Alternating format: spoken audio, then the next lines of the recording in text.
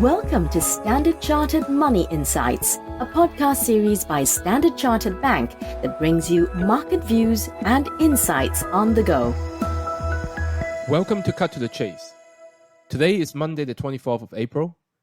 I'm Daniel Lam, your host for the podcast. This week, the most important data point will be on Thursday, where we will be getting the US GDP and personal consumption numbers.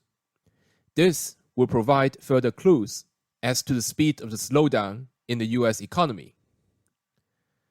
We continue to see the Fed most likely hiking by 25 bips in the May FOMC meeting.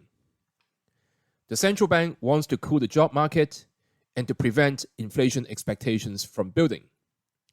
We then expect the Fed to pause briefly before cutting rates in the second half of the year as a recession likely sets in.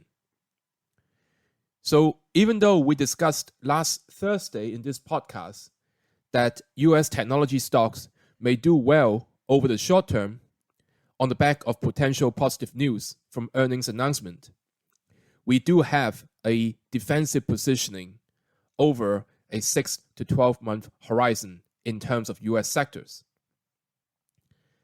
Now, let's look across the globe. One of the FAQs from our clients is it possible if Chinese equities can outperform their US counterpart if US does enter a recession? Historically, China equities have exhibited higher volatility and underperformed in most global equity downturns. At present, we see Chinese equities being 40% below their peak, while global equities are only 12% below their peak. We do see a high likelihood of a US recession, which we spoke about, and we expect this to lead to further weakness in global equities. However, Chinese equities are already pricing in substantial negative sentiment, in our view.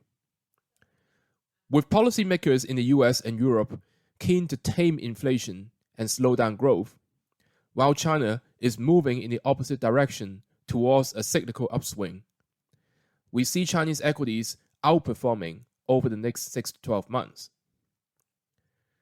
The recent macro data in China, with strong retail sales and weaker than expected fixed asset investment, is in line with our view that China's economic recovery is likely to be consumption-driven.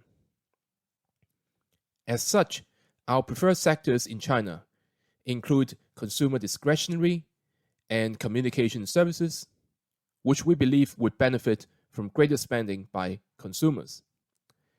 Communication services is dominated by media and entertainment companies that are exposed to consumer spending.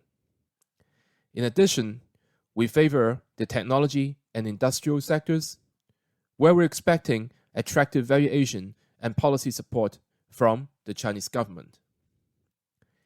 Finally, where and when to pull the trigger to buy Chinese equities? Well, in our opinion, investors may watch for key Hang Seng Index levels. We see good support at the 19,000 to 19,500 support zone. That is all from me for today. As always, if you enjoy this podcast, please don't forget to rate and like it. Thanks for listening, and we wish you a happy day ahead.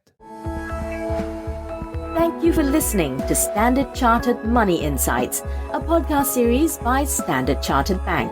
For more details on the latest market insights, subscribe to Standard Chartered Money Insights.